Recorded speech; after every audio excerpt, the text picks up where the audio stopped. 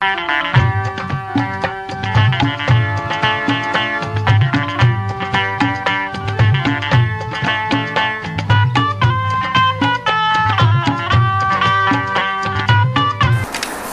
बुद्धाय साथियों, इलेक्शन 2024 बहुत ही महत्वपूर्ण इलेक्शन हैं। आज तक देश में जितने भी इलेक्शन हुए वो सत्ता प्राप्ति के लिए इलेक्शन थे। इसलिए एक पक्ष दूसरे पक्षों पर प्रहार करता था, दूसरों की कमी पब्लिक के सामने लाकर सत्ता हासिल करने का प्रयास करता था। समाज की जो कमी है, विकास के जो मुद्दे हैं, उन मुद्दों की कमी पेशी प्रस्तुत करके अपने प्रतिद्वंदियों पर हमले करता था और इलेक्शन में जीत कायम करने का प्रयास करता था। लेकिन इलेक्शन 2024 उन इलेक्शनों से भिन्न इलेक्शन है। 2024 का जो लोकसभा इलेक्शन है साथियों, ऐसे वर्गों के बीच के टकराव है। एक तो मनुवाद है, ब्राह्मणवाद है, जो सदियों से इस भारत को गुलाम बनाकर यहाँ के वंचितों, बहुजनों, शोषितों को गुलाम बनाकर उस पर राज करते आ रहा है। साथियों, सदियों से इस देश में अगर कोई युद्ध चल रहा है, कोई छुपी लड़ाई, अघोषित लड़ाई चल रही है, तो केवल दो वर्गों के बीच चल रही है। एक है ब्राह्मण परंपरा और दूसरी है समन परंपरा। आज के भारत के जो शूद्र, अतिशूद्र, ओबीसी, एससी, एसटी जो लोग हैं, जो माइनॉरिटीज लोग हैं, ये वही लोग हैं जो कभी इस देश के मालिक हुआ करते थे। इस देश पर इनकी सत्ता थी, इस देश पर इनका राज कायम था। कभी ये मौर्यों के वंशज माने जाते थे, तो कभी ये सम्राट अशोक के वंशज थे, कभी तो गुप्त काल में इनका शासन रहा, कभी मौर्य काल में इनका शासक रहा। ये वही लोग हैं साथियों जो समन परंपरा को मानने वाले लोग थे। ब्राह्मण परंपरा के लोगों ने इन पर हमले किए, अत्याचार किए, आर्य बनकर आए और यहाँ की द्रविड़ संस्कृति को तहस नहस किया, द्रविड़ों को परास्त किया और इस देश पर सत्ता कायम करके द्रविड़ संस्कृति के लोगों को गुलाम बनाया। बाद में उन्हीं लोगों को शूद्र, अतिशूद्र बनाया, उन्हीं लोगों को वंचित कर दिया राज सत्ता से, सभी प्रकार के नैसर्गिक अधिकारों से वंचित कर दिया। इन दो ही सत्ताओं का संघर्ष सदियों से चल रहा है। अब 2024 के इलेक्शन में भी यही दो परंपरा आमने सामने है। एक ब्राह्मण परंपरा मनवाद के नाम पे जो बीजेपी के रूप में सामने है, आरएसएस, बजरंग दल, वीएचपी के नाम से संगठन बनाकर संगठित हो चुकी है और बीजेपी के नाम से लड़ रही है। ये एक ऐसी शक्ति है जो सदियों से भारत के वंचित, बहुजन, शोषित, द्रविड़ मूल निवासी पर शासन करते आई है और शासन ही करते रहना चाहती है। आजादी के बाद जो कुछ भी परिवर्तन भारत में महापुरुषों के कारण हुआ, वो परिवर्तन इस शक्ति को मंजूर नहीं। इस शक्ति को मंजूर है जातिवाद, वर्णवाद, धर्म भेद। ये इस शक्ति को मंजूर है। इस शक्ति को मंजूर है कि हम ही इस धरती के कर्ता धर्ता हैं, इसलिए सब कुछ हमारे हाथों में होना चाहिए। इस तरह से इस शक्ति को सर्वस्व के स्वामी बनने की इच्छा है। तो ये सर्वस्व के स्वामी बनने वाले की पार्टी है बीजेपी और इनके खिलाफ है सत्ता प्राप्त करने की एक छोटे से मंशा रखने वाले छोटे मोटे दल। लेकिन इन दोनों शक्तियों के बीच एक तीसरी शक्ति है जिसे बहुजन समाज कहा जाता है। जो बहुजन समाज वही समाज है साथियों जो समन परंपरा को मानने वाला, जो समन परंपरा का अंग है, समन परंपरा का व्यक्ति है, जो शोषित है, वंचित है, बहिष्कृत है और गुलाम है। तो आज 2024 का जो इलेक्शन है वो मनुवादी ताकतें भारत को फिर से गुलाम बनाना चाहती है, भारत में हुकुमशाही लाना चाहती है, भारत में राजाशाही लाना चाहते हैं, लोकशाही को ख़त्म करना चाहते हैं, भारतीय संविधान को ख़त्म करना चाहते हैं। इसलिए यहाँ के लोगों के धार्मिक भावनाओं से खिलवाड़ करते हुए, उनकी भावुकता से खेल कर 2404 और उसके पार के नारे लगाकर इतनी सारी सीटें जीतना चाहते हैं ताकि संविधान हटा सके, संविधान बदल सके और फिर से मनवादी संविधान ला सके। दूसरी तरफ छोटी मोटी पार्टियां इनसे संघर्ष कर रही हैं, लेकिन उनका संघर्ष तो केवल सत्ता प्राप्ति के लिए है। लेकिन तीसरी शक्ति जिसे मैंने बहुजन शक्ति कहा, वो बहुजन शक्ति इस इलेक्शन को टक्कर दे रही, इन मनुवाद को टक्कर दे रही, इन मनुवादियों को टक्कर दे रही। उनके पीछे उनका मकसद है भारत को हुकुमशाही से बचाना और भारत की लोकशाही को बचाना और भारत के संविधान को बचाना, क्योंकि भारत का संविधान बचता है तो लोकशाही बचती है।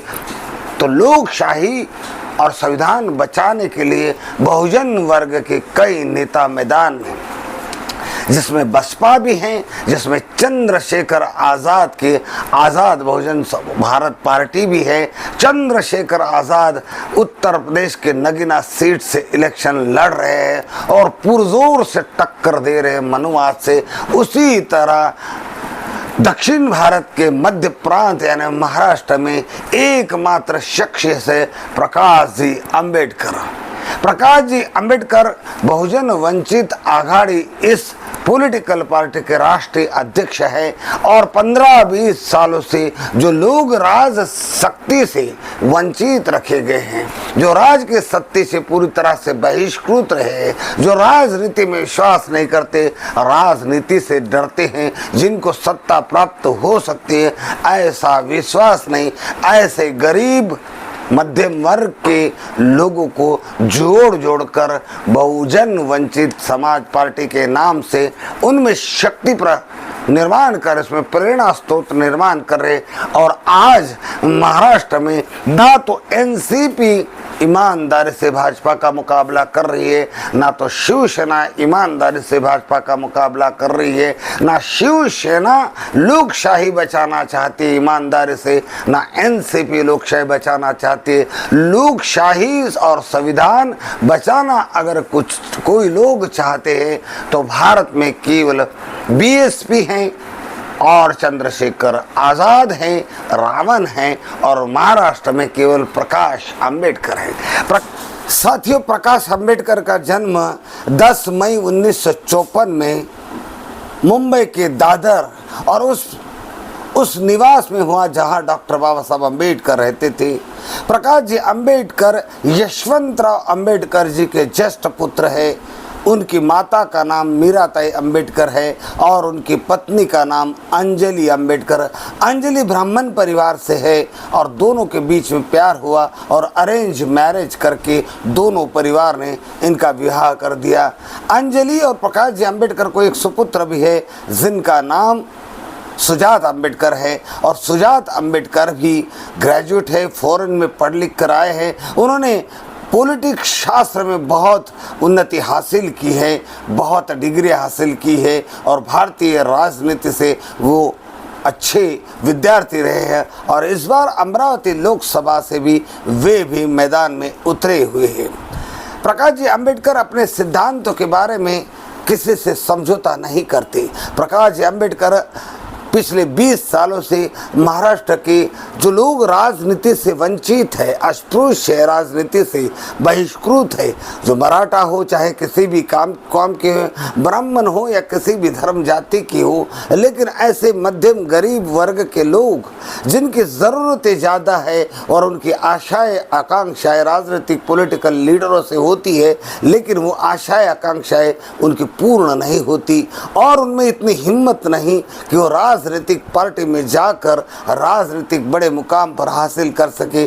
कई लोग गए लेकिन बड़े मुकाम हासिल नहीं कर सके।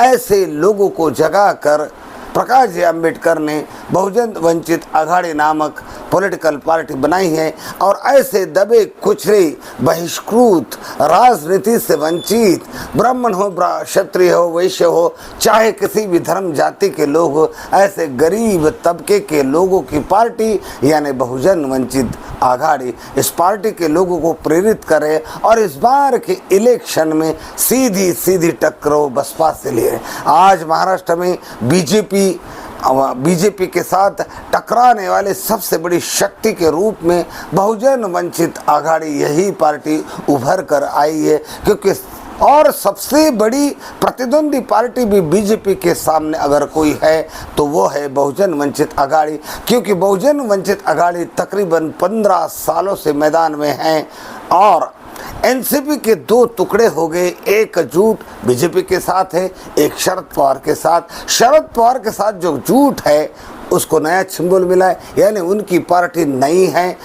शिवसेना के भी दो टुकड़े हो गए, उनको भी नया सिंबल मिला। जो उद्धव ठाकरे के पास जो पार्टी है वो नई पार्टी मानी जाएगी कि सिंबल नया है।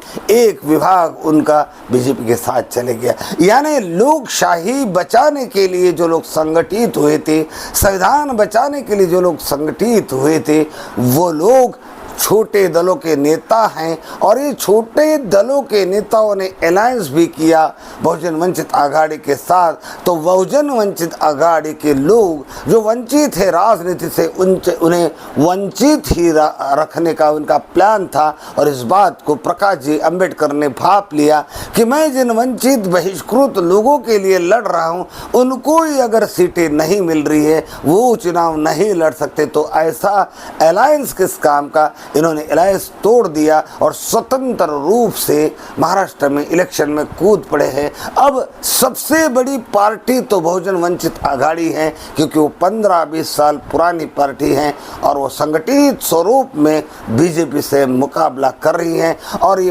पूरा का पूरा श्रेय प्रकाश जी अम्बेडकर को जाता है। साथियों, प्रकाश जी अम्बेडकर 2 बार लोकसभा के मेंबर हैं। पहली बार वो 10 मार्च 1998 में जीते, जो उन्होंने अपने प्रतिद्वंदी पांडुरंग पुंडलिक को हराया और इसी अकोला सीट से जीतकर लोकसभा में गए। दूसरी बार उन्होंने संजय शामराव धोत्रे अपने निकटतम प्रतिद्वंदी को हराया और 10 अक्टूबर 1999 को वो लोकसभा में गए। वे राज्यसभा के मेंबर भी रह चुके हैं। वो बैचलर ऑफ आर्ट्स हैं और बैचलर ऑफ लॉ भी है, एडवोकेट है और डॉक्टर बाबा साहब अम्बेडकर की विचारधारा से जुड़े हुए हैं और वो जिद्दी और सिद्धांतवादी होने के कारण कई नेताओं के साथ उनकी बनती नहीं, क्योंकि वो जिद्दीले है, अड़ जाते हैं तो अड़ ही जाते हैं। इस कारण प्रकाश जी अम्बेडकर स्वतंत्र नेतृत्व खड़ा करके आज भारत में बीजेपी का मुकाबला अगर कोई संगठन कर रहा है तो केवल बीएसपी बहुजन समाज पार्टी और चंद्रशेखर आज़ाद कर रहे हैं और दक्षिण भारत में केवल और केवल प्रकाश जी अम्बेडकर कर रहे हैं। प्रकाश जी अम्बेडकर, आप आगे बढ़े, आपकी जीत हो, आपकी पार्टी आज महाराष्ट्र में 2 नंबर की पार्टी बन चुकी है। इस पार्टी का भविष्य आने वाले दिनों में बड़ा ही उज्जवल है। आपको अभिनंदन, आपके कैंडिडेट को अभिनंदन। जय भीम, नमो बुद्धाय।